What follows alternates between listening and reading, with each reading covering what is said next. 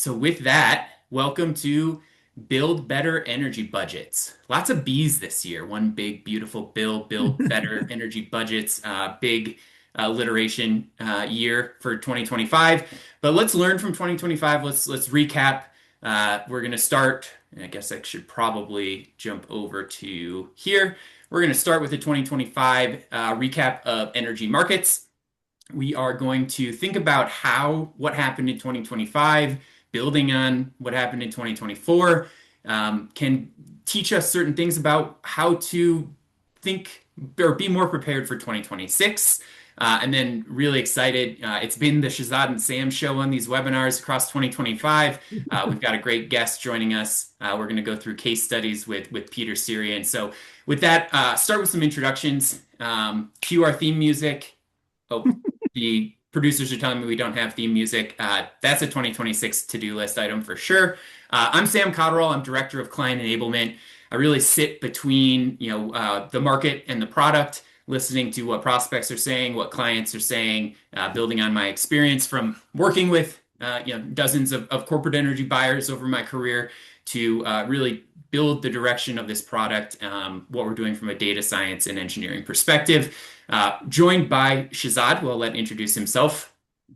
Thank you, Sam. I'm Shazad Wadalwala. I'm the VP of Strategy here at Verse, and definitely done my share of webinars with Sam this year, and excited to have Peter join us today. In my role, I track industry trends, markets, policy, and identify what are the key things that are going to influence our product, our customer experience, and the analytics that we build out in the software to support our customers in their energy program goals. Peter. Thanks, Shazad. Hi, everybody. I'm the new guy on the webinar today, Peter Syrian, Director of Energy Management Solutions.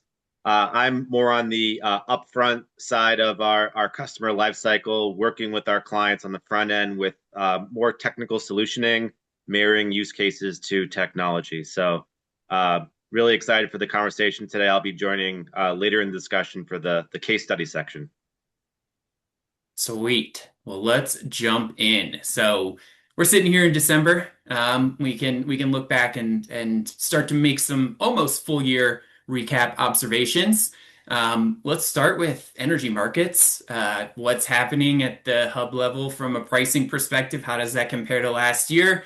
Natural gas being obviously a big component of setting that price in energy markets. And then gotta talk about the elephant in the room, one big beautiful bill. We did a whole webinar on this previously this year. The dust has settled a little bit, so we're going to kind of recap, what changed as a result of the bill and what we're seeing as a result of those changes. With that, let's look at gas prices. 2024, quite a depressed year. A lot of that floating around $2 with maybe a couple spikes here or there. Gas prices were up this year. We'll talk a little bit more about that later in the webinar. But as most of you know, in power markets, gas is the marginal generator. It is setting power prices. So let's think about what that means for hub level prices, which is of course where most PPAs settle and is determining the net settlements of these PPAs. So gas continued to be that marginal driver. We have not seen a decoupling of gas and power as we have in some really high renewable penetration markets, particularly Spain. US, not so much, still have some pretty cheap gas and not the same renewable penetration. There was some month-to-month volatility, which outpaced expectations, potentially destabilized some budgets. We'll get into the budget implications, of course. And we'll start thinking about what liquefaction and LNG means for these markets, not just this year with a couple outages, but next year with some new capacity coming online. So shifting to power prices, the topic du jour. In most markets, we saw that correlation between, and this is PJM Dayton, we got SPP South, that kind of Kansas area, if you will. You have ERCOT North, Texas, for those who aren't fluent in acronyms. But yeah, what we saw was the gas prices did cut a little bit of that volatility in price. inflated prices a little bit from or pushed them upward compared to last year. And that was particularly in these like rapid load growth markets. So PJM and ERCOT, you can see noticeably 2025 being the yellow line above 2024 being that I'm going to call it teal line. So it really emphasizes, that these fundamentals are important, but they're also volatile. So we need to be tracking them in a dynamic fashion as we think about these short-term movements impacting PPA settlements. So that is a very quick recap of 2025, a couple key drivers of PPA settlements, but one big beautiful bill act being another major happening this year. So Shazad, you want to talk a little bit about the policy side of the PPA world? Yes, thank you, Sam, for that. So as we get into it, let's go ahead and go to the next slide here, Sam. So the one big beautiful bill, there was the landmark legislation that came out in July this year. And it basically is accelerating the phase out of tax credits for solar and wind technologies, and is adding a little bit more restriction on what it takes to qualify. And noting from the timeline there, I will flag that the credits for storage and nuclear and other clean firm type of capacity is continuing to get credits out into the 2030s. So the focus is really on what's happening with the wind and solar. So there's a stricter guidance where essentially to get eligible for those tax credits, you need to begin construction. And that requires that physical work is done prior to the middle of next year.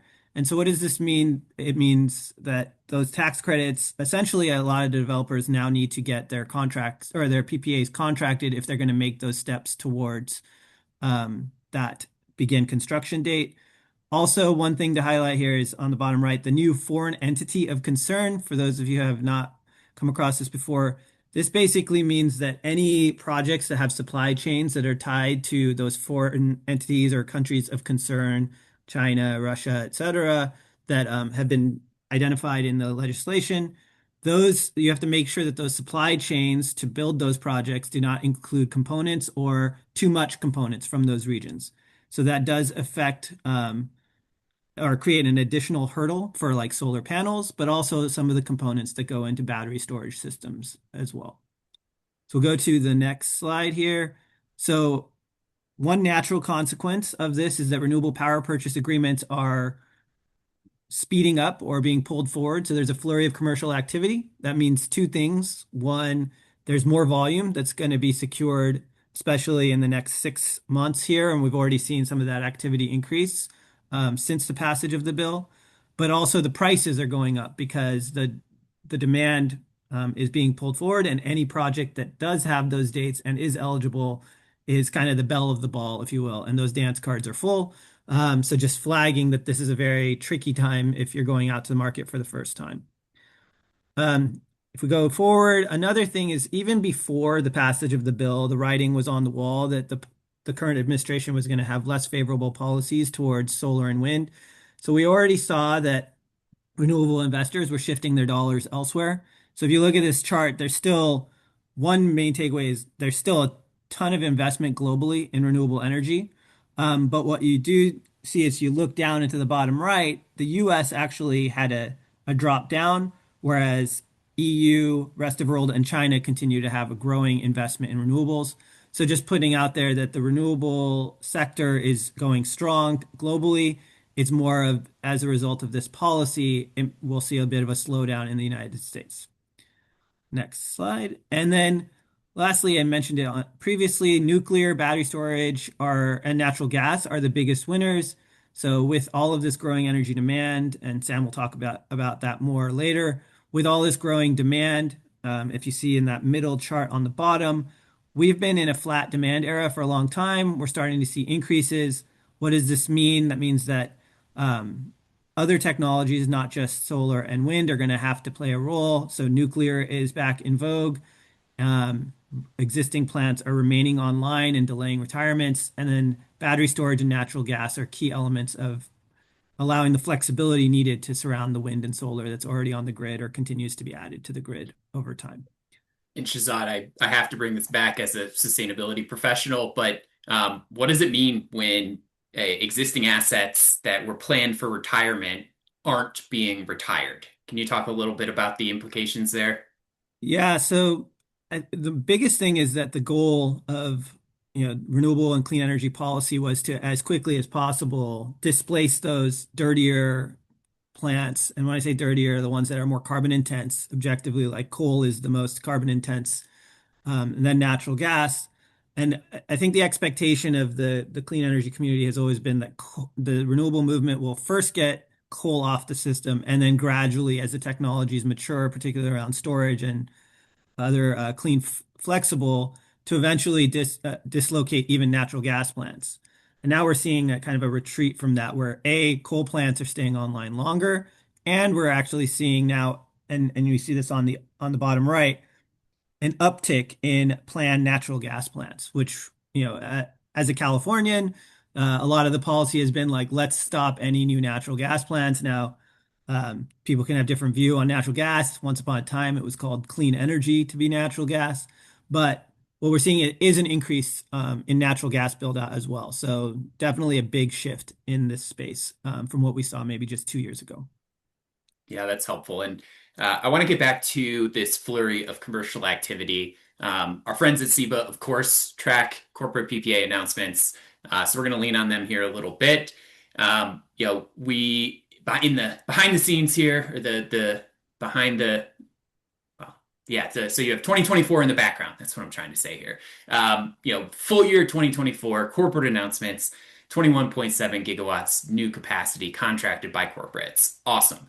Huge, got to 100 total gigawatts contracted by corporates by starting 2014. Where were we as of September, which I believe was the last update from SEBA?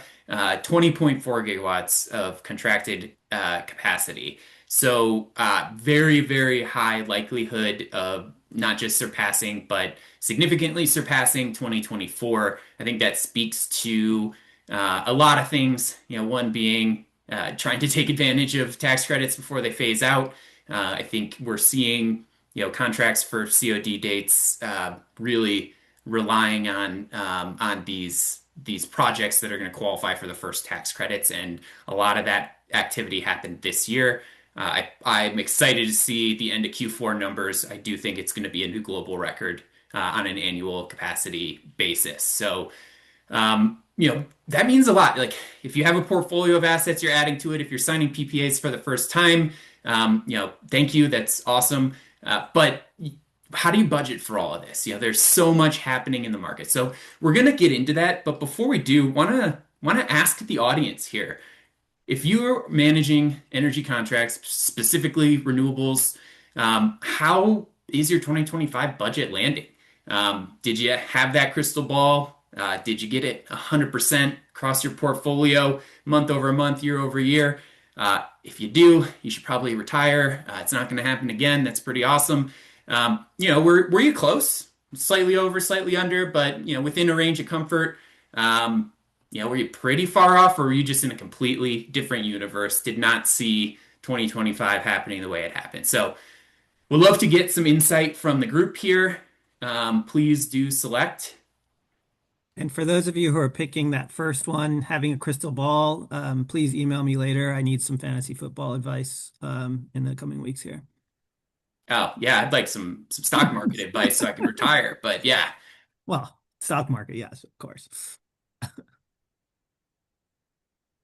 All right, we're gonna give you another second here and let's tally the results. Let's see. Oh, we got a crystal ball. Okay, yep. You can find me on LinkedIn. Yeah, I would say some people in a different universe, one pretty far off. A lot of people, bit over, bit under. So a mixed bag. Um, but that I think talks to the variability in how people are thinking about putting a budget together, which is what we're going to talk about today. So moving ahead, let's start to think about how we incorporate lessons learned from 2025 into 2026. All right. So kind of setting the stage here is a big part of budgeting is understanding uncertainty, understanding forecasts. And so kind of want to just take a moment to set the stage for a lot of the conversation that's going to come later, in terms of what is the level of uncertainty when it comes to setting budgets for a power purchase agreement.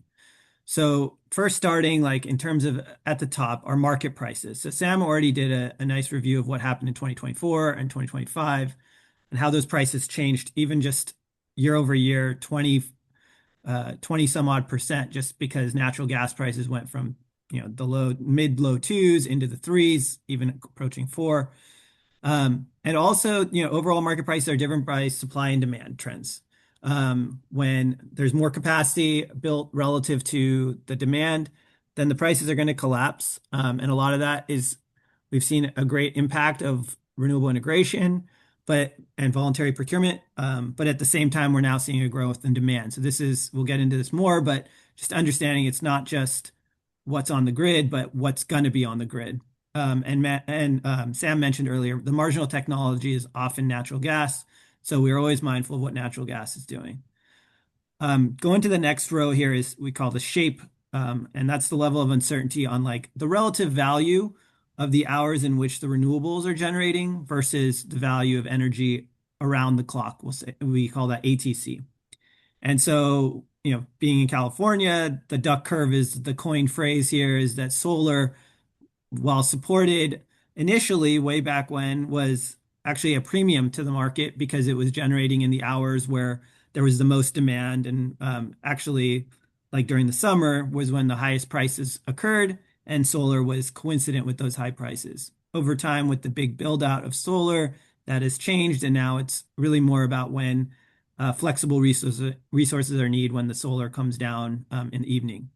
So just something to be mindful of as we have high renewable penetration grids, the shape does matter in terms of understanding the uncertainty of what you're going to get from the revenue side of a power purchase agreement.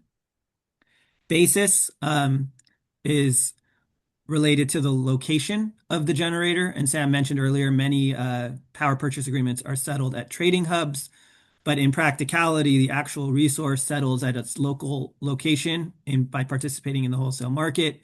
And so what happens for supply and demand in that proximity to that facility can impact the relative value of that resource. Now, depending on the commercial structure, the risk of that basis can be borne either by the buyer or seller, but in most cases, it's shared in some way based on who can absorb that risk most comfortably, and based on their situation. And finally, the other uncertainty is on the generation side. The volume generated by the resource can vary due to weather, and we'll talk a little bit about how that's played out in some markets, particularly for a wind resource. So that's kind of setting the stage for some of these key drivers that are, sources of uncertainty, but also should be thought about as we think about budgeting. So starting from that from a base case of like, this is where the market is, understanding some of the story points of what drives lower revenue, especially as we're talking to management. A lot of times you'll just see a number from an analysis, but behind all those numbers are assumptions, and that's what we'll call the base case. But things that can shift to the lower revenue and the higher revenue side, I'll unpack here a bit. So one, lower revenue is if we have an economic slowdown relative to what is assumed in the fundamentals. So reducing demand, industrial load, maybe electrification doesn't go as far as we were expecting. Maybe not as many EV fleets are being adopted. Maybe an industry, big one on topic of the room is people have different views on how much AI demand is actually going to be there. So base case relative to where it actually plays out. If it's less, it'll result in lower revenue or lower market prices. We already talked about natural gas being the marginal technology. To the extent we have lower natural gas prices, that means that the marginal generator is going to charge less and the clearing price in the markets will be lower. So that also means that that's the payment price to the generator, so lower natural gas prices. And then I already talked about increased renewable generation. This is sometimes called cannibalization. If you have all of the same technology generating at the same time, we see this all the time with wind. If all the wind shows up at the same time, prices tend to collapse. But then when there's no wind, the prices are high, and everyone who has a wind resource is like, why wasn't my wind resource generating at the time the prices were high? And then, of course, weather is a big part. We always see this in the short term. Is it a mild summer? Is it a mild winter? You see a lot of price movement right around, right as months approach, just based on how the weather plays out. On the flip side, higher revenue, strong economic growth, driving load growth, kind of the symmetric high natural gas prices. Some new ones to mention, policy changes that can tighten supply. Of course, encouraging supply is also on the other side, but tightening supply. So we already talked about the one big beautiful bill. Any other type of legislation that impacts the broader market could impact the level of supply. Another big story that has been kind of in the back seat now, but was really big just like 1 to 2 years ago was interconnection processes. That is like a big question mark of like, we have all these resources in queue. Can we get them onto the grid faster, expedite studies, et cetera? It's still there, not as much on the news these days, but just pointing out interconnection processes are very big in terms of satisfying customer demand and then extreme weather. Next slide here, Sam. So I just want to highlight load forecast. So this is again back to the base case of what are people expecting in terms of demand, and I want to just highlight that this is hugely uncertain. So earlier this year, ERCOT, the Electricity Reliability Council of Texas, released a load forecast that was unprecedented in my entire career in energy. It's if you look at this orange line, this is what the historical annual energy is, and it's just kind of chugging along. And that's Texas where load was growing. In many parts of the country, it was just flat, and utilities were begging customers to transition to electric vehicles, inviting Bitcoin farms to their regions, data centers, because they wanted load to help amortize some of their infrastructure investments. Um, and now we're looking at this forecast that essentially looks like the beginning of a roller coaster. Magic Mountain is big part of my childhood. This is the part where it's like, oh wow, when does this stop going up? Is kind of the feeling as I look at this blue line. This is unprecedented demand growth. And as you can imagine, with that vertical line, just a little shift in that angle can really change where people think the market is going to play out in terms of prices. And one other thing I want to flag that's kind of hidden in this slide is the blue has two parts. There's the forecast annual energy, which is the higher one. And then there's the forecast peak, which is the lower one. And the reason why I highlight that is with a lot of this new demand, it's actually, particularly the data center land or demand, it's flatter. So as a result, it's using more energy at night, whereas traditionally a lot of the load growth was growing in the middle of the day, leaving like kind of excess capacity at night.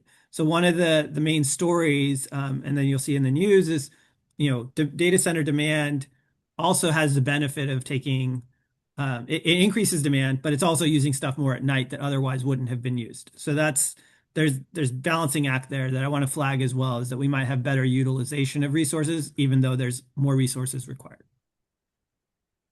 And so what does this mean? So I'm looking here at August. So first of all, just want to highlight this is for 2027 and 2028. We're right in that steep part of that curve. What is the market? How has it responded since the beginning of the year? Now, we have talked about how natural gas prices are a big driver of the energy price. But if you look at this, the energy prices went up for 2027, 6% for 2027, 4% for 2028. The energy prices, now again, this is the peak demand month where the system is most strained. Prices went up 29, 27 just in the futures market. Now, let me unpack that a little bit. The futures market is, does incorporate risk premiums. So if you can imagine someone who's a trader is selling this, they're facing an asymmetric risk in that if they sell this and the prices go to 5,000, which is the price cap in ERCOT, that's a very different situation than they sell it for 100 and they buy it back for 60. And so the asymmetric risk means people who are going to sell into that market are going to demand a higher risk premium from the buyers. Similarly, a buyer who is nervous about potentially facing $5,000 might be willing to pay $100 versus like taking the chance of maybe getting 80 or 70 or maybe even 30 or 40 if things go really crazy. So just want to highlight here that the market is already like shifting expectations about the supply demand balance. And as things evolve, and we'll talk about this later, is really keeping an eye to this of what are energy markets going to do? How are people perceiving them? And it's really tied to those drivers that I highlighted in those previous slides. Well, Um, Shazad, you're talking about 2027, 2028, the distant future where we'll have flying cars, teleportation, and Neuralink devices. I'm going to talk about 2026 because that's like around the corner. So what are we watching in 2026? Well, it's clearly the unpredictability of the budget and the need for smarter budgeting, or of the market, excuse me, and the need for smarter budgeting. Obviously, these policy shifts are going to continue to settle. We're going to see how they play out. And we're working with clients every day on how do we ingest risk? What does that mean for cost? What is this volatility and how does it impact my budgeting? So what we're really going to focus on is moving away from kind of this legacy energy management framework and thinking about, how advancements in technology can advance the way that we think about markets. So let's dive into some specific things to watch for 2026. And frankly, this is going to be a building on what happened in 2027. The biggest thing, what is happening with growth? I want to draw your attention first and foremost to the graphic on the right. So Shazad mentioned 20 plus years of pretty much flat to the load growth, very little load growth. You can see that in the 2000s, the 2010s, and recently, this whole like air conditioning became a thing. That's unprecedented load growth. Electric appliances, load growth. Data centers. That's the story, right? What's happening with cloud, AI, and what does that mean for the building out of demand? And frankly, that's like part of the picture. Industrial electrification is happening rapidly as well. Vehicle electrification, maybe not quite as much of a driver, but certainly something we're watching. What you're looking at on the left is a kind of an aggregation of all of the FERC submitted, so emitting Texas here, load peak growth assumptions. So between today and 2030, that might be the not so distant future where I still don't think we're going to have flying cars and teleportation. But it is within the lifetime of an asset that's already online, and definitely within the lifetime of a renewable asset that you've contracted in the last year or two and are waiting to come online. So really important thing to watch as we go into 2026. We talked about natural gas. Obviously, there are dynamics around production and storage that's happening every year, so weather driven. But more of an exogenous variable here is what is happening with the exportation, the liquefaction of LNG, and shifting some of this domestic production to foreign demand. We have seen a lot of announcements over the years. We've been tracking them. A number of the new export capacity facilities are scheduled to come online next year. So that's going to be really important to watch. Are they going to hit their timeline? This is a significant increase in export capacity projected just over the next 12 months. So, yeah, I mean, you can see it's almost a doubling. We talked about these new large load clients. So tracking how utilities are working with these clients and hopefully not against them is a key component here. So we've already seen a number of utilities, states, ISOs think about what this means for their specific regions, and we're seeing utilities redesign tariff structures. So they're trying to figure out how to deal with the cost of serving these high load, high volatility customers, again, especially data centers, So these changes may increase coincident peak charges, reshape time of use exposure. They can alter demand charge formulas. Keeping an eye on what's happening at the utility level is really important, on the load side for your facilities too, not just these new consumers entering the market.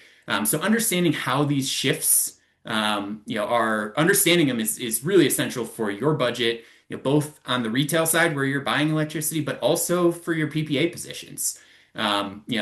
Some things that we're seeing introduced are minimum bill obligations, upgrade cost responsibility, longer term service contracts, things of that nature. And so there are different thresholds in different markets for what a large load client is, but we are seeing changes there. And then, as Shazad mentioned, in speaking about California, batteries. So grid scale storage is the fastest growing asset class in the U.S. Still eligible for those investment tax credits, those ITCs. We're seeing already some impact on pricing. We're thinking that there's going to be material effect on kind of this price formation in 2026. So batteries, of course, can dampen peaks.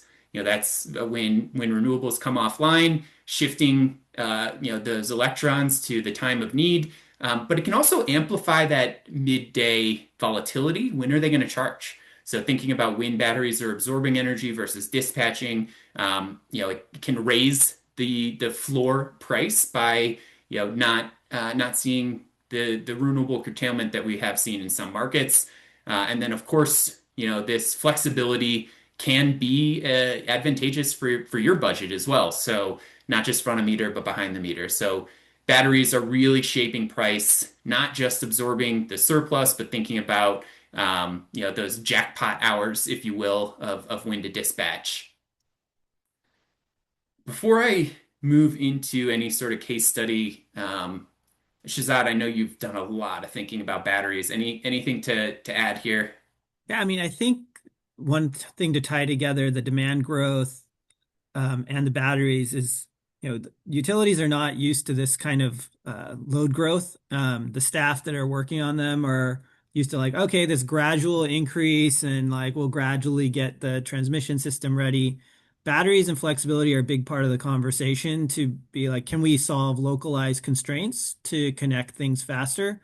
And that's a big part of the conversation now is like, how do utilities do this kind of exploration on a site level basis while also like in A, getting better utilization of existing infrastructure, but also B, ensuring that their existing customers are not financially harmed with higher rates. So that's a big part of the conversation. And batteries have a big role to play in those kind of localized solutions. So just outside of just like renewable integration, there is like localized transmission constraints that batteries can serve a key role in. Yeah, appreciate the insight there. So let's think about budgeting. Let's think about this planning. How are you putting your forecasts together? We're sitting here in Q4. Hopefully, this is well underway, if not already submitted. But we want to give you some food for thought here. We've come from different parts of the energy universe. Worked with dozens of clients, as I alluded to earlier, but want to think about what this standard industry methodology for renewable energy PPA budgets has been. It's using a developer provided, typically pre-COD provided 8760 profile that's going to be fixed, and we're going to use that essentially long-term average, weather average, to think about what the generation of my asset should be. We're going to pair that with power curves. We're going to say I'm going to deal with a fundamental forecast, something that I also used when thinking about a 15-year NPV before signing this contract to make that investment decision. I'm going to take that same power curve, again designed for long-term forecasting, and I'm going to use that for short-term cash flows. And independent, I'm just going to do kind of a P times Q, a price times quantity, to get revenue, and that is how I'm going to think about my budget. So that's the industry standard approach. Fundamental forecast is going to have pretty smooth assumptions. It's not going to be dynamic with the market. So What is Verse doing that is different and better? Well, first of all, we're not assuming a static generation profile. We are updating our assumed generation, our model generation monthly using a machine learning forecast. So that's going to bring in the actual performance of the asset and use that to refine our expectations for future generation.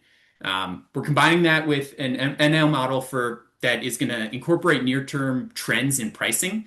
So versus that fundamental like long-term trends. So the ML really blends in the what's happening with weather, what's happening with supply and demand, what's happening with the futures that Shazad talked about, what's happening with natural gas, and gives us a dynamic view of that short term. Again, really focused on what's happening next month, next quarter, next year, and not what's happening in 2045.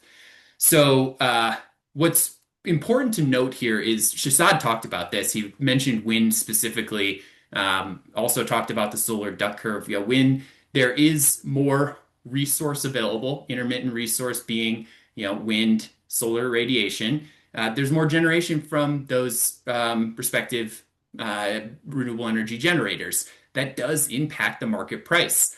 Our assertion is it's really important to understand the relationship between that resource availability, the generation of a specific asset class, and what that means for the local market price.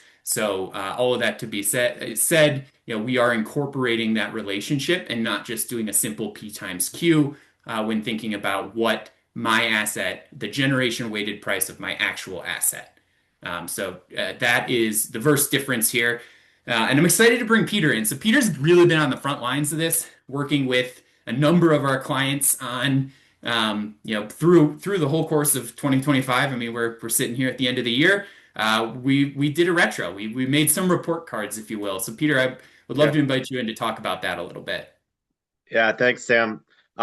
So as Sam mentioned, I'm working with our clients on a daily basis, and as part of one of the projects that I worked on, our team really wanted to test our forecast model just to see, how accurate is it in reality. So we onboarded a client last year toward the end of 2024, with their historical data, managing their PPA portfolio. And what we wanted to do is essentially like look, as the actual data came in 2025, how did that compare to the forecast that we put forward at the end of 2024? But before I get there, let me just rewind a little bit. Why is this a problem? If you're a corporate energy buyer or a sustainability leader in your company, why does this matter in your world? Well, if you're a large corporate and you have a renewable energy goal or a sustainability goal, and PPAs are part of your renewable mix, the challenge is that like PPAs have a fantastic sustainability contribution if it's wind or solar, but they're also a financial contract. And what that means is if you're on the energy team or sustainability team, you're likely interfacing with finance and accounting in the formation of a financial forecast for the next year. Typically, it's calendar year, and a PPA net spend can be anywhere from 15 to over 50% of an annual electricity budget. So substantial dollars. And what we're hearing from our clients is that budget inaccuracy is the like primary pain point when managing PPAs, once electrons start flowing post COD. Some quotes here, just, this is from the field, but, one client, they projected a positive settlement or positive net spend for the first year once those electrons started flowing, and they actually had to pay a significant amount. So no one's saying that you have to be 100% accurate in your forecast, but when you're 50, 100% off in your forecast for the next year, that can have an impact on the future procurement of PPAs, VPPAs tied to wind and solar. It has the potential to tarnish the credibility of the sustainability and energy team when those budgets are so far off, especially compared to utility budgets, because typically like the PPA budgets and utility budgets are looked at together. So that's what we wanted to do here is bring a customer on board, load their historical data, provide a forecast for 2025, and this was done at the end of 2024. And here we are. It's December 11th, 2025. We've had almost a full year of actual data. And so the question is, compared to that industry standard fundamental forecast static 8760 approach, which we'll just call the industry standard, and the actual data that came in this year and versus forecast, how do those things compare to each other? So we have two wind assets that we'll move to next, and we'll share some results.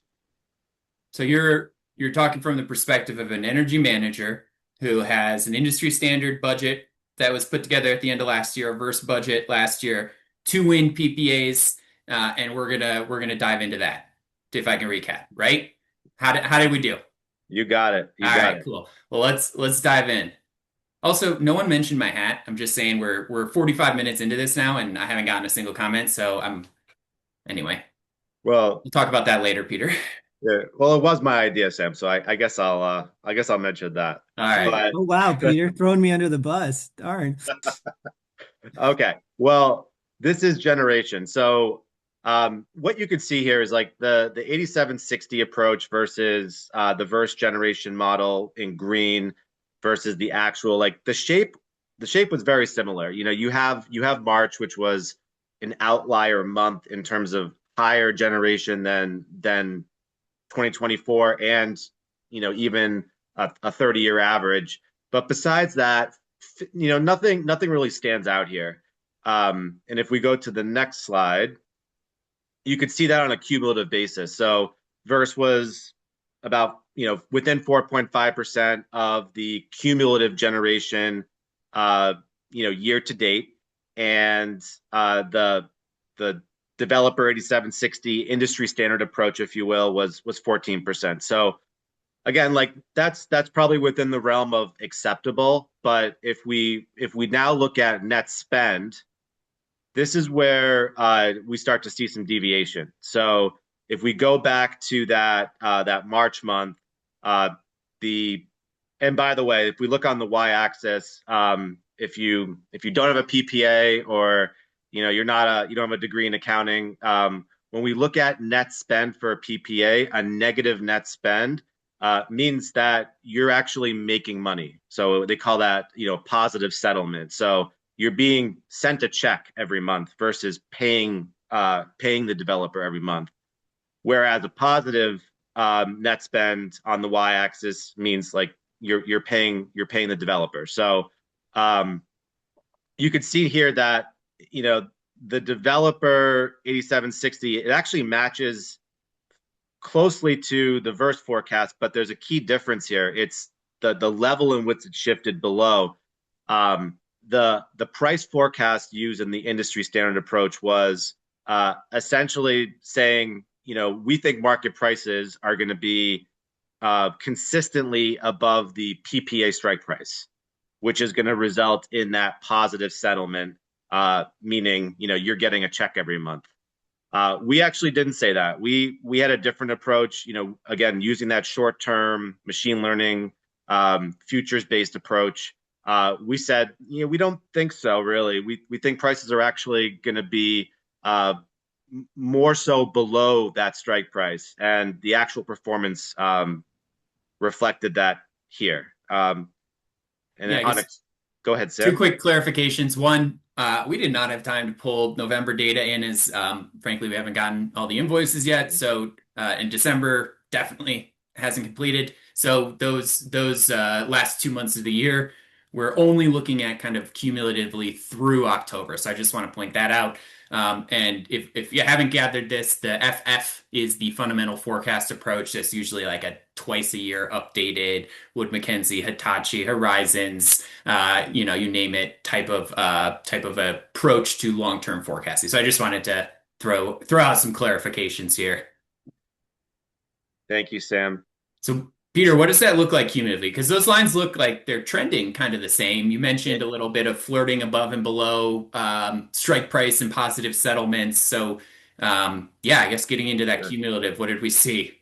Yeah. So when you add all those discrepancies up over the course of a 10-month period, here we are, and it's over 100% off. So it adds up essentially. So whatever approach you're going with, it could have this effect where it just keeps compounding on itself. So the and we're about 5.4% off from the actual. So this was a good result, and this is not to say that every time this is going to happen. Every situation is different, and we have a second case study that presents a totally different dynamic. This is a different wind asset, a different location, and in this case, the actual generation, if we look at that March April period, sort of is the most volatile time of the year when it comes to wind assets. It was actually lower than both 2024 and historical average. So sort of the tale of opposites here from the previous case study. Um, and if we look at that on a cumulative basis, again, like nothing earth shattering here. We were pretty much spot on in terms of the actual versus our generation forecast. The developer 8760 approach, which is that static 8760, 11% off. Not again, like nothing really that you're going to get scolded about by your finance department with these results. But then we go on the price side, and again, there's another. This is like another. This is where it starts to deviate. Developer 8760 approach. It sort of looks like it was in purple, like drawn by a toddler with a crayon, if you will, and it's kind of like a coarse tool.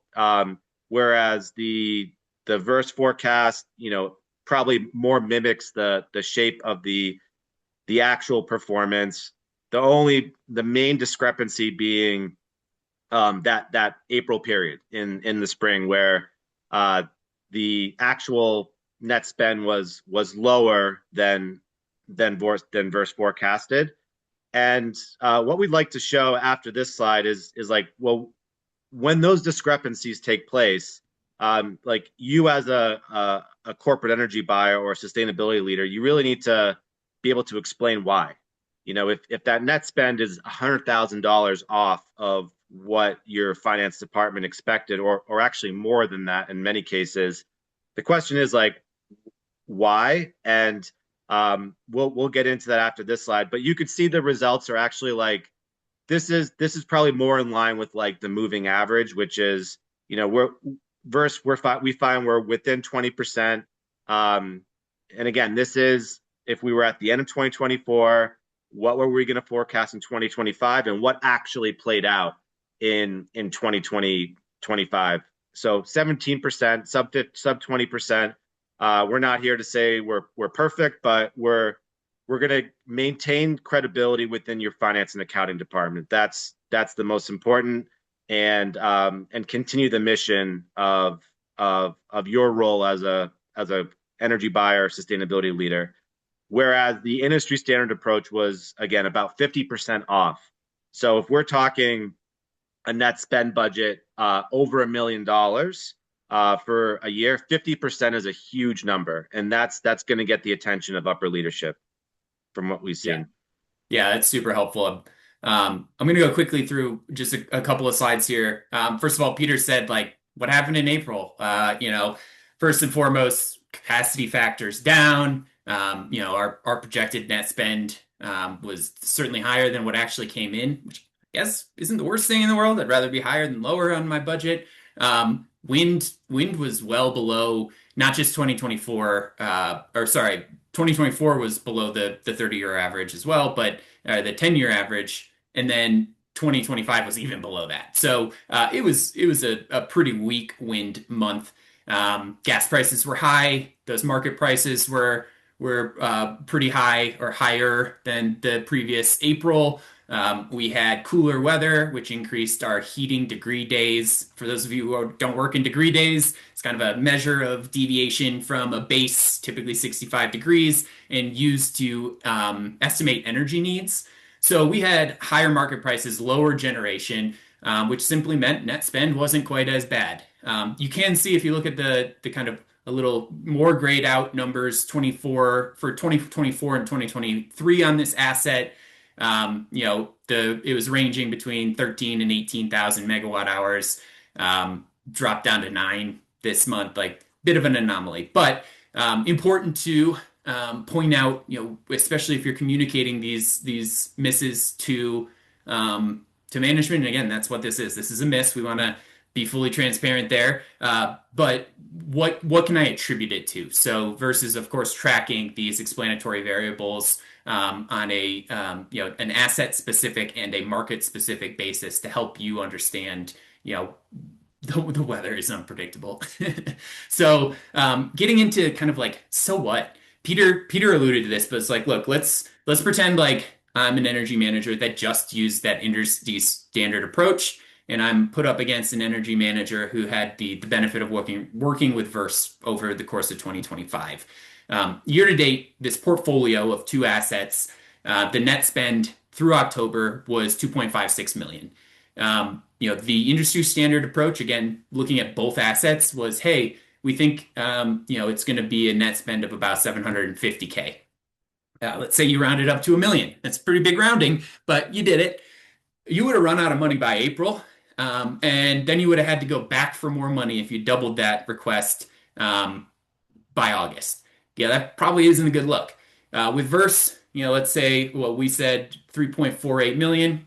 Smaller rounding. Let's make the budget request 3.5. You're sitting here in October. We got 2 months left across two assets, 700K in the bank. I'm feeling pretty good. That's the big takeaway here is, let's take a dynamic approach. Let's understand short-term markets and not conflate, a net present value over 15 years with like real cash flows in the near term. And let's prepare a budget that's more defendable. I know we're running out of times for questions, so I do want to jump into that. I wanted to spend more time on that, but give me a call if you have questions. So yeah, this is Verse. I think if you go to our website, we'll have explanations on what all of this is, but we're really looking at that full circle energy ecosystem in a software product supported by energy experts. So yeah, let's jump into some questions. I'm going to invite Blake, our marketing colleague, who was nice enough to organize all this for us, onto the call. Blake, did we get some questions in the chat that you can bring up? Yeah, absolutely. And loving the Santa hat, Sam. So I'll at least Thank you. There it acknowledge, is. yes, There it is. marketing loves when you dressed for success. So anyway, yes, we did get some great questions. Thank you, everyone. We'll try to see what we can knock out here in the last few minutes. First question that came in regarding ERCOT load growth, is peak summer demand during the day or during the night? Yeah, great. I'll take that one. Great question. So there's two different concepts here that I want to highlight. One is gross demand or gross load. That's going to happen during the middle of the day, driven by cooling needs. Then there's a concept that kind of came out in California called the net load, which is the load less any like variable energy resources like solar, wind. And so that's starting to show up as being in the evening when the solar stops producing. So gross load, maximum usage consumption is middle of the day. Net load is when the load starts to go down in the middle, like as the solar stops producing energy. All right, thank you, Shazad.